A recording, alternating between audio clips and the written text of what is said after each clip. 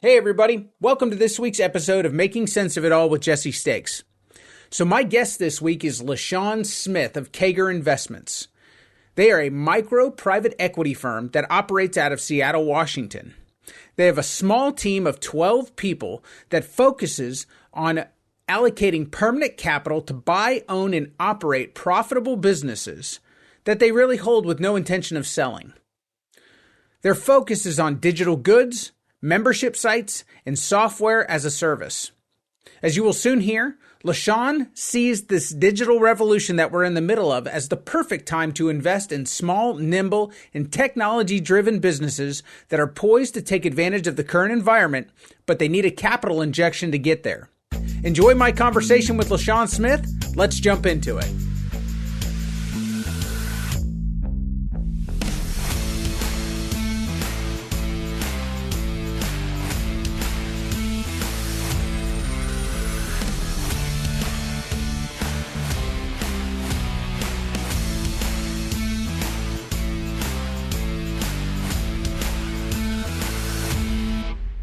LaSean, thank you so much for joining me. Hey, Jesse, how you doing? Great to hang out. I appreciate you taking the time. So tell my audience about CAGR Investments. What do you guys do? So I say we loosely, we're a very small team, about 12 of us, largely contractors. And so I try not to make it sound like we're some big, massive company. But the focus is to build and buy companies powered by automation. We can get into what that means a bit more, but I have this thesis from working in very small companies to the very largest corporations that we're at the precipice of this new wave of automation being truly this lever that's going to, allow any size business, but especially smaller businesses, to punch above their weight if they kind of pull in the right tactics and strategies. And so I am looking at companies that can be refactored, kind of turned around and become AI and or automation native, and or companies that are just getting started and that automation angle kind of gets baked into the organizational design and the go-to-market. Hey, just to make you feel better, I refer to myself as we all the time when I'm talking about my show. So I don't know why, but it just happens. Yeah. I think it's amazing. It's crazy. I'm hearing more about automation and artificial intelligence, it feels like, in the last 3 to 6 months than I have in the last 3 to 6 years combined. Right. It seems like we've kind of hit that, to your point, we've kind of hit this jumping off point to where it's become, it really has, it's every single industry. It's not just one, it's not just two, it's every single industry that I'm talking to, whether it's manufacturers, if it is payroll companies, the IRS, government agencies of all kinds. Everybody is talking about how they can get automation and artificial intelligence baked into what they're currently doing.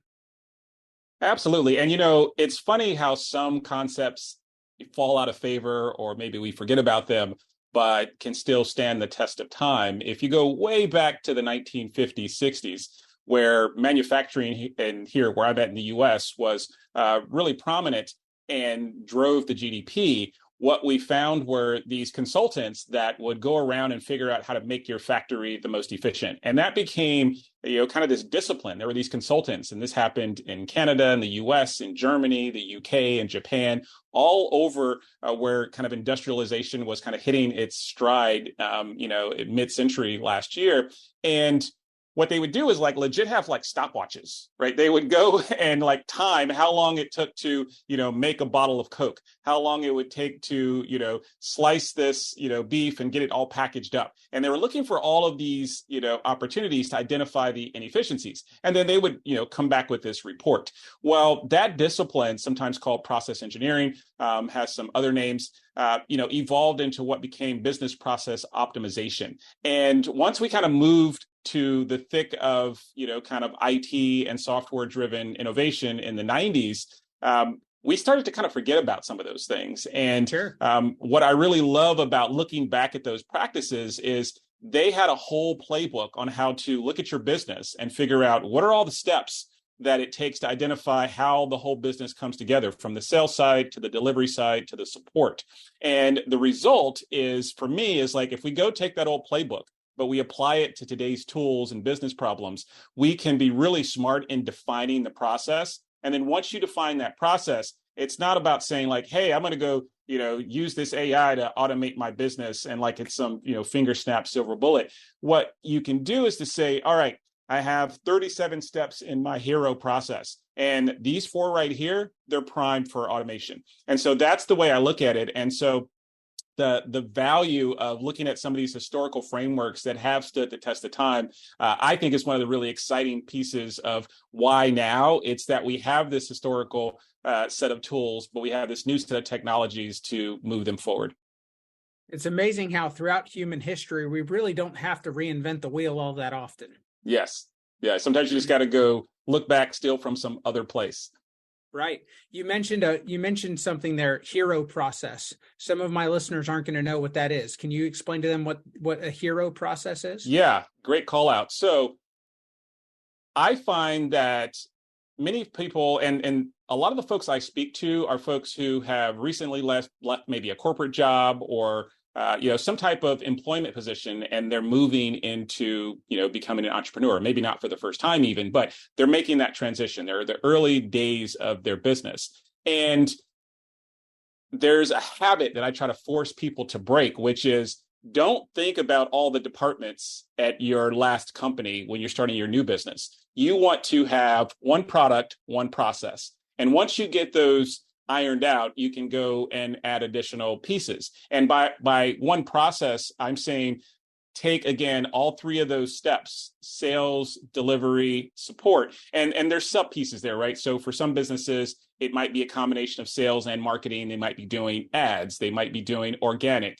They might be doing, trade shows and conferences. But there's something on the demand generation side of getting your customers. You have to actually deliver your product or service. And then there's always going to be a support or customer success angle. And so the idea of saying like, all right, there's so many ways you could structure that to take all of the steps and try to make it as sequential as possible is the hero process. And what it allows you to do is to just have clarity of mind and not be a business of one or a small business and try to have 4 departments in your brain and all these kind of variants. And it gets really hard to make decisions with confidence when you overcomplicate how you structure things. I like that. And it keeps it simple for people, and it calls it out to, it's a powerful way to say it. So I like that. I like that you explained that to my audience there. So you invest in small companies. That's your goal, is to essentially identify small companies that you can make an impact with. How did you get started in this? What inspired you to do what you're doing now? Yeah, well, my journey has been pretty random. I started as a software developer, moved into what's called UX design. So the visual design of software. How do you think about what the users want, how to help them reach their goals? And then I went to business school. And after that, I was working primarily in product management and started managing teams. And the combination of those roles are really kind of the key pieces to kind of build, most modern technology, or at least software projects. And what I kind of stumbled on this. I didn't have some grand master plan. I was just, I didn't want to do development, and I moved into design, and I wanted to have a different seat at the table to kind of set the rules. And so I need to do this product management thing. And just by kind of osmosis and inertia, the combo of those 3 roles led me into management and managing, decent sized teams. And through that process, I got exposure and I shipped a lot of software products. And I really learned this muscle of what in the software industry we call going from V0 to V1. So you have some new context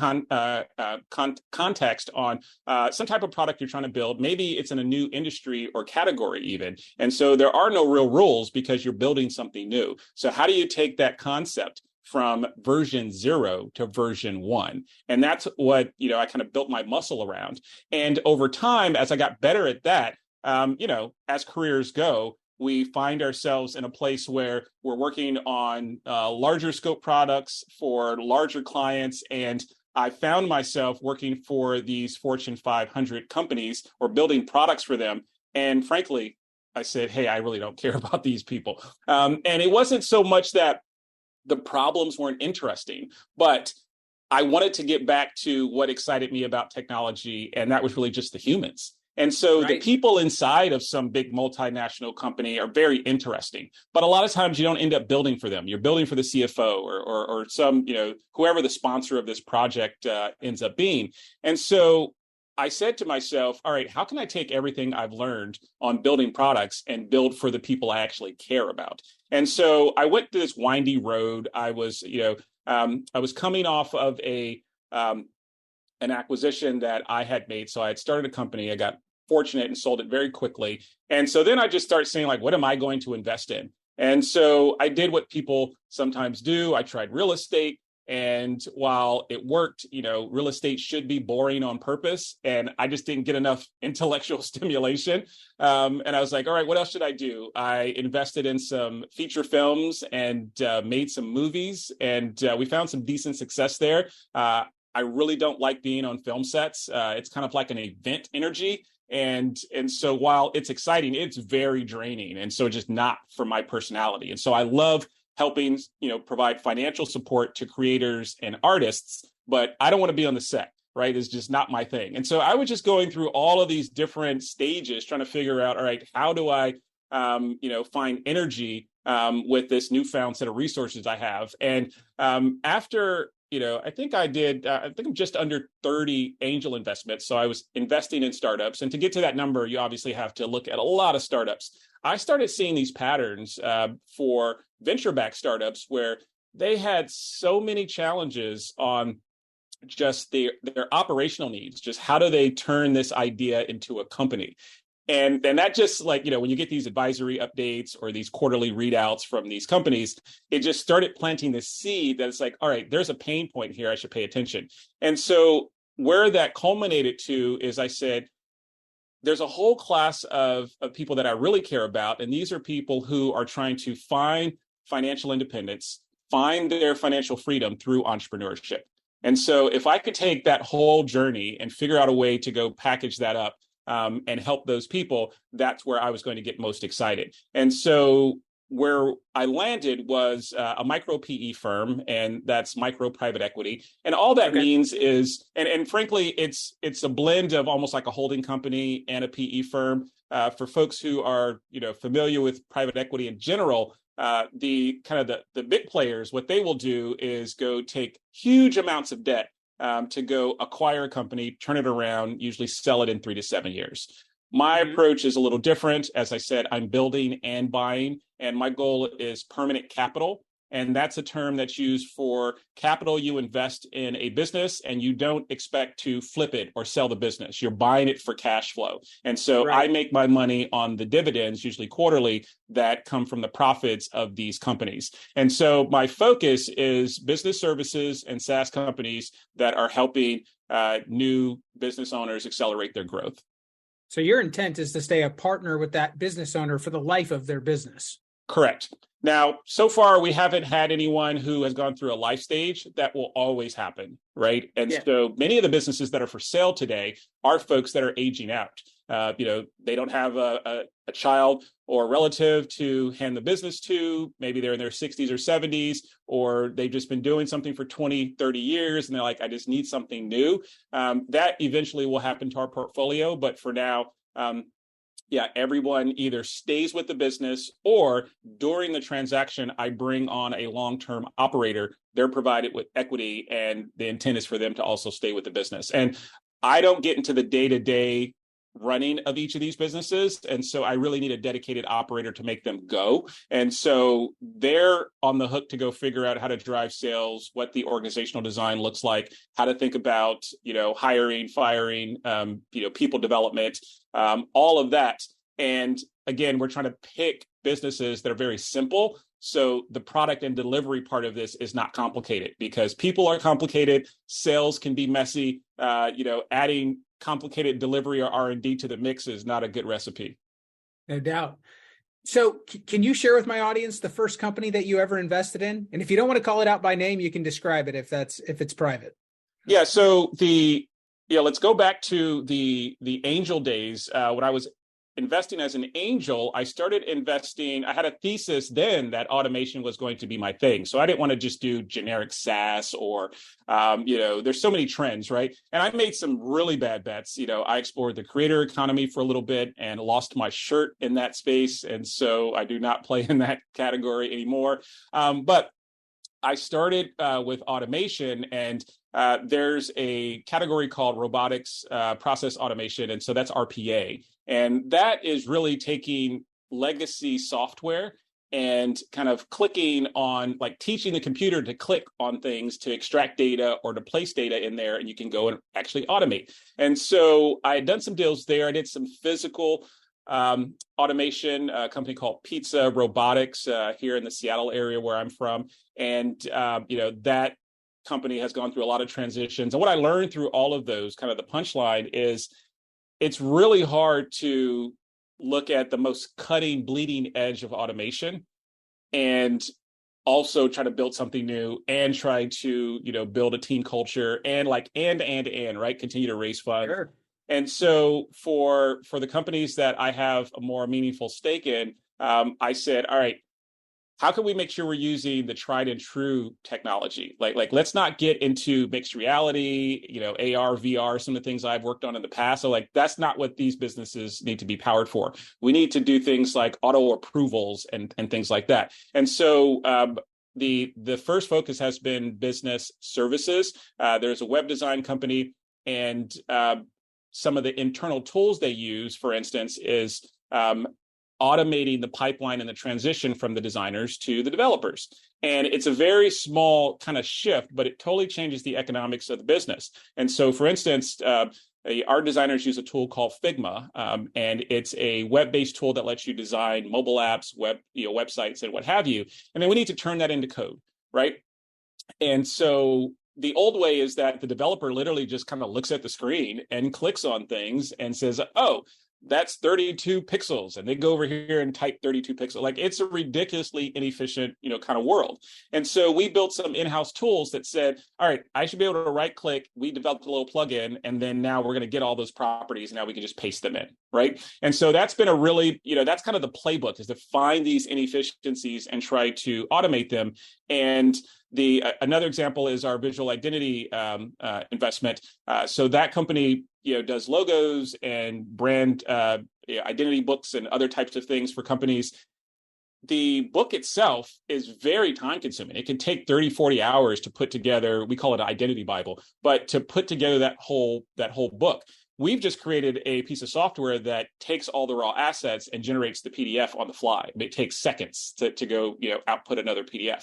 And so that whole 40 hours, we can kind of split the difference with a customer. We can charge them less, and we don't have to eat those billables. And so this idea that you can take a service-based business, add some of these automation elements on them, and that makes, a service business more attractive than maybe it was 5-10 years ago. I'm very bullish on that. And so that's where I've kind of landed. And I'm just continuing to look at that. We have 4 investments so far, and the goal is to double by end of year. Again, all in business services and SaaS. I feel like there's so many people that are afraid of the rise of artificial intelligence or the rise of automation. They think it's going to take their job away. They think it's going to make them obsolete. And like I said, it's been coming up in a lot of conversations. And so some of my listeners may feel like I'm repeating myself with some of this, but it really is, you're driving efficiency for those people. You're allowing them to do their job better and more efficiently so that they give their customers their deliverables faster and really at a lower cost.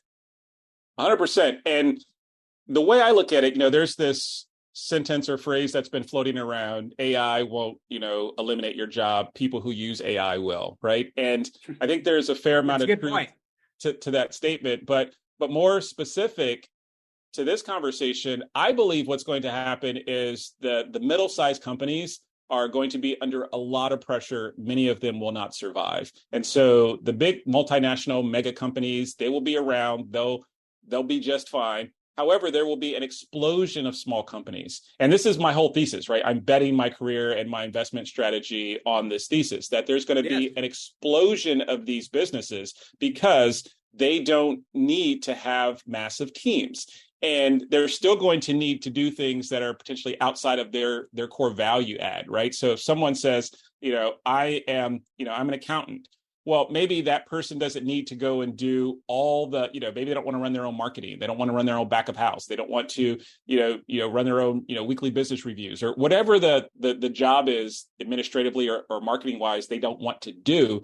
they can Right. start outsourcing those things to these types of service providers. And I have, no love lost for a company going out of business because I believe the humans inside those companies will be just fine. Now, that transition period is scary, right? Because the perception of having a stable job, here in the US, we have W-2s, and that's what we even call the employees sometimes. You're a W-2 employee, you're a full-time employee. And there's this, Very true. there's this idea that, oh, that's the more stable option. And over time, I think we're going to move as a society to a place where that's not necessarily the case, and that you can have both job security, and I don't even look at it as job security, it's more cash flow security that most people are looking for, and have more time to spend with friends and family because you're going to have more flexibility on how you kind of structure your day. And so I'm really excited about this new wave because I use this term, the VSB, the very small business,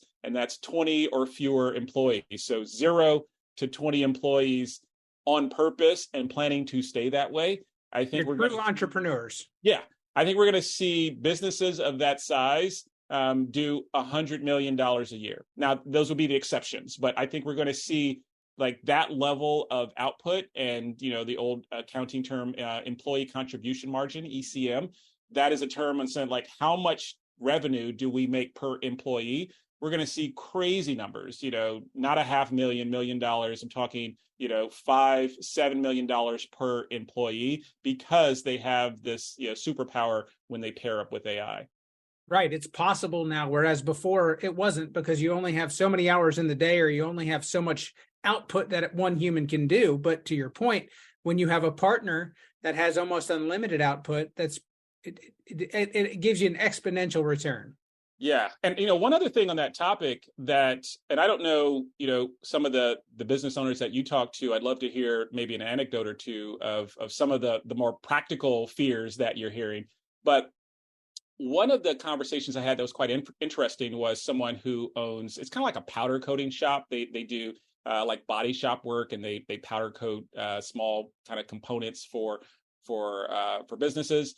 And he said something that like it clicked in my brain. It's like, oh, this was one of the insights I was missing. He said, I've spent years kind of, crafting my craft, investing in this and becoming good at this. And now, these new tools and technologies are just going to go wipe that away. And the reason that was non-obvious to me is working in technology, that has always been the case. Every 2 to 3 years, you've had to totally reinvent your stack. Now, yes, your critical thinking, your interpersonal skills, all of that stays the same, but there could be a totally new language or new tool. And so when I look at maybe the lack of empathy that we're sometimes seeing from folks in the technology industry, they're like, big whoop, like what's the big deal? There are folks who have spent 20, 30 years investing in a craft, and this is the first time that they've ever had to face this fork in the road that potentially this could get wiped away, or it could be devalued, right? And so I just think that was really insightful for me to learn, because I just assume everybody was okay saying every 2 to 3 years, I don't care what you learned in school, you got to go learn something new. And that largely isn't how the workforce thinks. No doubt. Well, and to answer your question, I think a lot of the people that I speak to that have process-oriented jobs or businesses, on the physical labor side, you could take somebody who works in a car factory. They do a job that used to be, considered skilled labor, to build an engine or to paint a car. And now you have robots that have sensors that can do that same job 24/7, that do it just as good, if not better than what they do, because they're not going to have the imperfections that a human would, as far as the flaws that could potentially be caused by human movement or distractions or different things like that. I would say on the white collar side, when you have people, let's use the payroll industry, and you look at people who work at the IRS or who work at a payroll sales company, as far as providing payroll services, there's a lot of tasks behind the scene that are just repetitive tasks that they do every day. Right. And I think some of those people, again, it creates fear, because to your point, they've done something the same task over and over again every day in and day out for their full career. And then if they were promoted to training people or to supervising people who do that same task over and over again. So those things are going to go away. Those people are going to be asked to get outside of their comfort zone and to have a broader thought process on what do I mean to this organization that I work for or that I own. Yeah, I mean, one of the areas that I've looked at, and I haven't found an investment. So if any of your audience folks out there are in this business, I'd love to hear from them. But the retraining and upskilling piece of this is many times focused on the hard skills or the upskilling. So, all right, you used to work in a coal mine. We're going to teach you how to code. Like, that's silly, right? I don't like, it's just not a practical thing. You have some 58-year-old who has been working with their hands, and it's like, now I want you to sit in front of this computer for 11 hours a day. Like that it's silly. Not saying some of those folks won't want to and do that. I saw this great post on LinkedIn where this guy was he's 70 something years old, and he just graduated with a bachelor's in AI. And I was just like, I love that, right? But those are going to be the stories that we celebrate because they are so rare. What I think will happen more practically is that folks don't necessarily need to learn how to code or learn how to do some other thing. They need mindset training. And the business that I've been kind of exploring, looking around, is, how can we help people have the right accountability and social support structure? I don't know what somebody will pay for that. Is that $100 a month, $200 a month, but some type of service that helps them reorient their mind so it becomes more fungible. So, effectively, we have apps for meditation, we have apps for fitness, we have apps for nutrition. But this idea that if you can, make your mind, having that growth mindset more flexible, that's going to allow you to observe, see, and, kind of attach to new opportunities because they're out there. And I don't like this binary, like, oh, you used to do this very hands-on frontline worker physical thing. Right. Now you need to be like that. No, but whoever that person is, whatever their journey, they do need a mindset shift. And I think for some folks, they're going to need some type of paid service to help them on that journey. I don't disagree. And I have found throughout my career and also just interacting with people have different learning styles. And I think that as we have gone through this journey of becoming more digital, not just automating and not just, not talking about the technology piece, but just everything has kind of moved towards a digital process.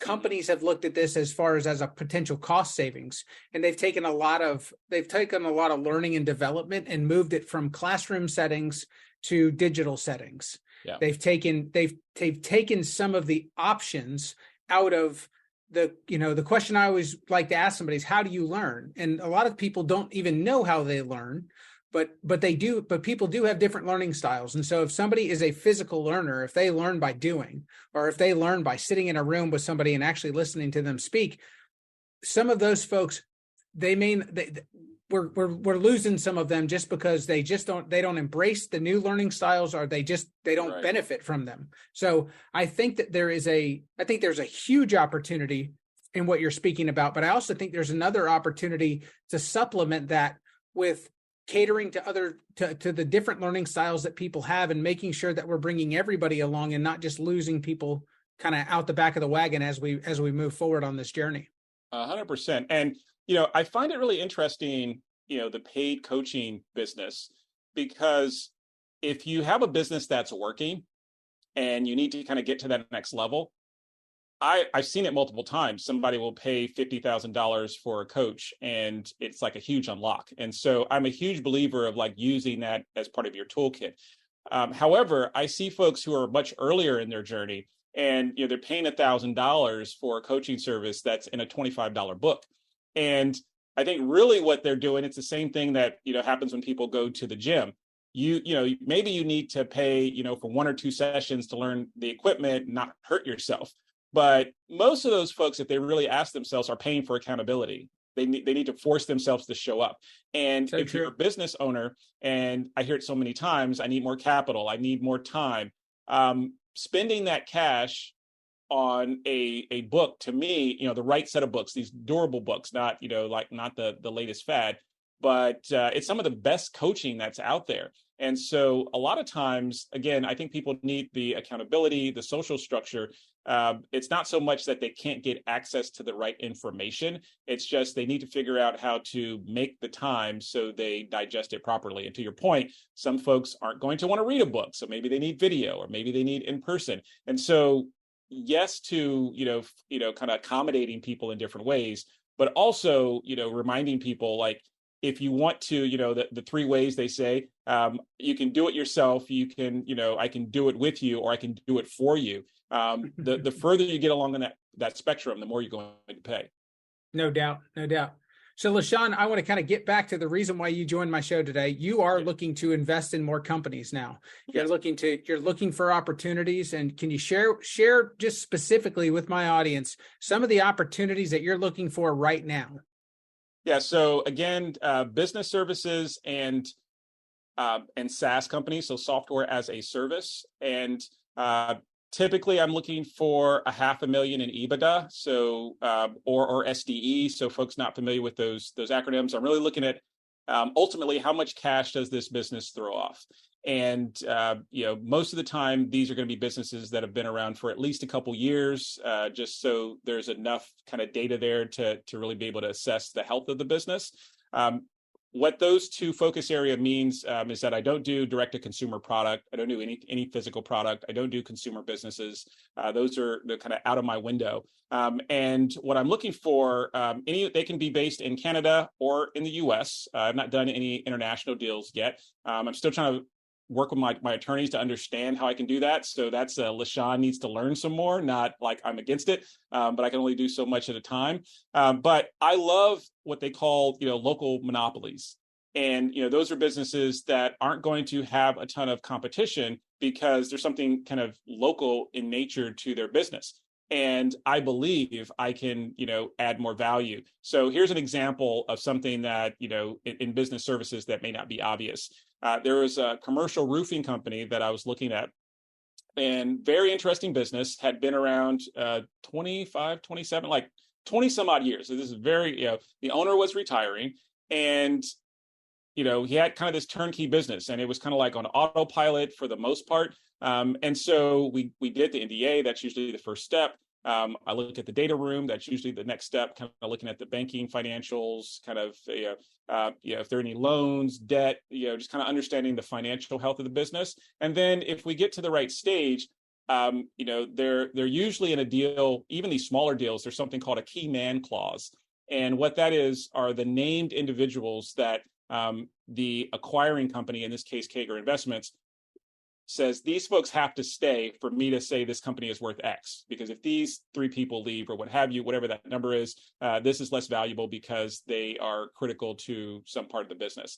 And so most people who are working with a business broker, they know everything that I just said, right? Like they have all of that ready. It's a pretty standard financial package. Yeah. What I like to do is I want to talk to a random person. And so sometimes the business, people don't say the business is for sale. They don't always want a bunch of looky-loos in the business. Also, people want to move fast. I pride myself on getting to a term sheet relatively quickly. And so you don't want to drag this process out, but I want to talk to a real human, right? Sure. And so I went and I said, hey, I want to talk to one of your folks who are actually doing the work. I don't want to talk to anybody in the office. I've already, said hello. Everyone seems nice. I actually want to talk to the real people.